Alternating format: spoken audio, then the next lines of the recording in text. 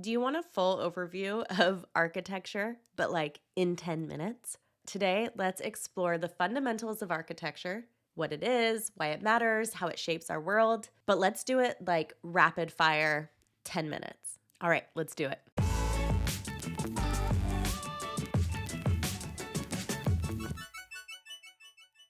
Hey everyone, I'm Bryn Young. I'm a licensed architect, and I want to give you a super quick overview of architecture, but in 10 minutes. This could be if you have ever thought, maybe I should be an architect, or what even is an architect? Or maybe you just want like a refresher and you're in school or you're an aspiring architect, or you're an architect and you just want, like, how can I explain architecture in 10 minutes? Okay? So to start, the hell even is architecture? So architecture is the art and the science of designing buildings and also other physical structures. But here's the thing, it is so much more than just aesthetics. It's also about functionality, sustainability, safety, and also really meeting human needs. Throughout history, architects have balanced these different factors in order to make iconic structures that honestly define our landscape. Architecture has really evolved alongside human civilization. I mean, you can think back to the monumental structures of ancient Egypt, and then even the slick lines of modern skyscrapers in Dubai. And as humans evolve and our worlds evolve, technologies evolve, so does our architecture. Let's do a quick timeline, really, really quick. Let's do 6 different areas of time in architecture. Number 1, ancient civilizations. This is like Greece, Rome, Egypt. This style was really monumental, heavily symbolic, very reliant on geometry and proportions. 2, the Gothic and medieval. This was Middle Ages. Think of like those pointed arches, the flying buttresses, and really this emphasis on verticality. Then we have Renaissance, Baroque. I say it like that because it just feels so like, ooh, Renaissance. And that's how the architecture was too. It was this revival of classic principles, so a little bit less jarring as the Gothic period right before it, but a little more ornate, the decorations, symmetry. Then we go to the Industrial Revolution. This is the 19th century. This is the rise of glass, steel. Think of industry, right?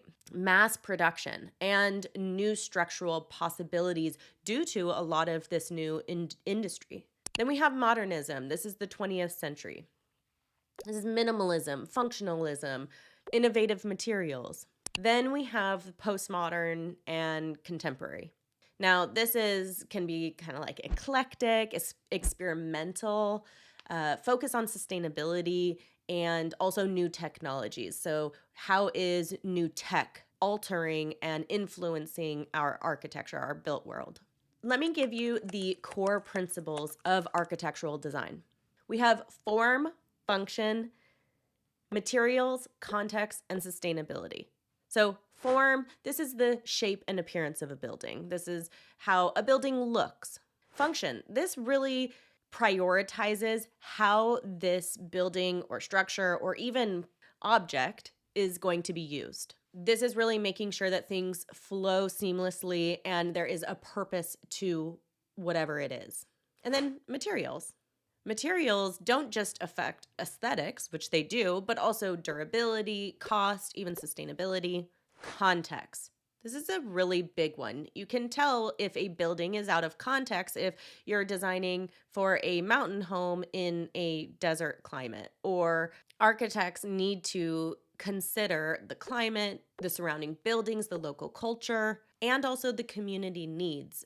And that's going to influence the design of the structure.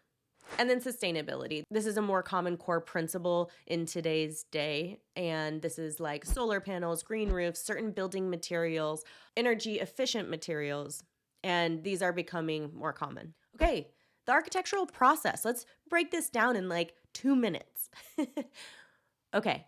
And this is good for your exams, but basically the architectural process, this can be broken out into 6 phases. This is schematic design development, construction documents, bidding and analysis, and construction administration. Now, the sixth one is a pre-design phase. This one is before schematic, and this is like your site analysis and whatnot. This may or may not be included as if you're working on an architectural project.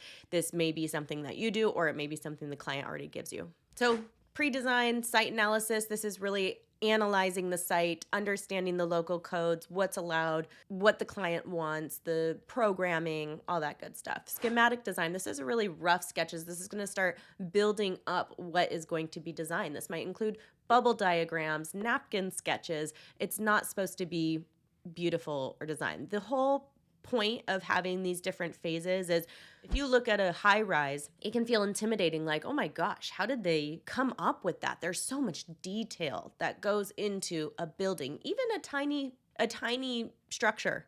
There's still so much detail. So when you break it out, you just focus on one piece at a time, and you go from macro to micro. You go from the big picture, the site, the sun, the climate, all that stuff, to the tiny details. And so by breaking it out into these phases, we're allowed to analyze these different areas so that the overall project can be beautiful, safe, all that good stuff. So the design development, that's refining the schematic design, that is getting it into a more concrete design, working out the details. Then the construction documents, we're actually creating the documents to be built off of. Bidding and negotiation, this is going to be working with contractors who are going to be building it. And then construction administration, this is overview, make sure that what is being built is in coordination with what is drawn. So what are some key tools or skills that you have to have as an architect? So this day and age, a lot of architects use digital software for their drawings. You might have a few who still do hand drafting, but you really want to have some digital skills as an architect. We use software like Revit, AutoCAD, and then there's a bunch of different rendering softwares that people use too. SketchUp is one people use, and other things to create the digital models, construction documents, and then also hand drawing skills. Even though so much is tech driven these days, nothing really replaces the hand drawn rough sketches of an architect. Now, if you think, oh my gosh, I'm a terrible drawer, that's okay. You can still be an architect. Go look up Frank Gehry's sketches.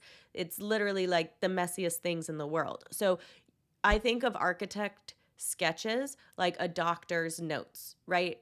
It's sketchy, but it allows your brain to process and come up with these ideas, these designs in a totally different way. Okay, architects have to be incredible problem solvers. Really, what we're doing as architects is solving problems.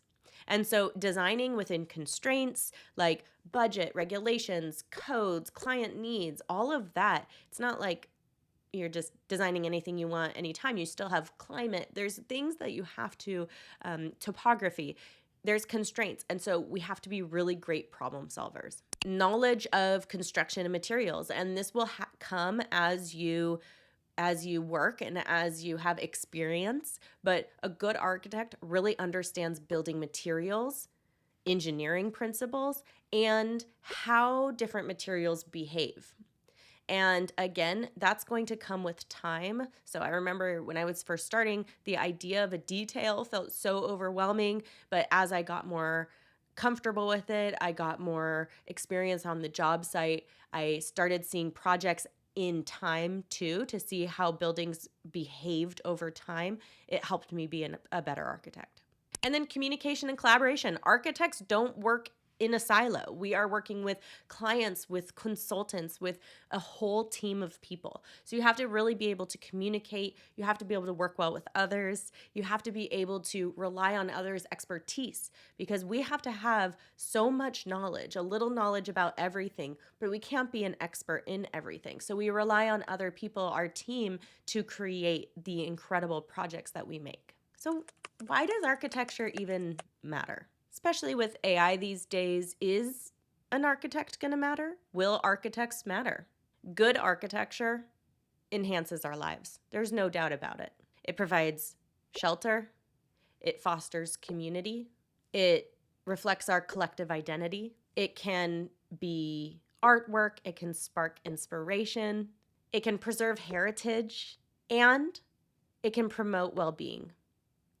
A healthy, safe building can make a huge difference in your mental health, your physical health. We spend 90% of our time indoors, which means we spend 90% of our time in some sort of architecture, and I would argue it's way more than that. So, architecture is critical. Yes, we can use AI to help make our process more efficient and streamlined and maybe even safer. But we architects, as human architects, change the world. And doing that and seeing how a client and their family interacts with a space, seeing how a community goes through a new neighborhood, there's nothing like it. So thank you for joining me on this super quick architecture basics in 10 minutes.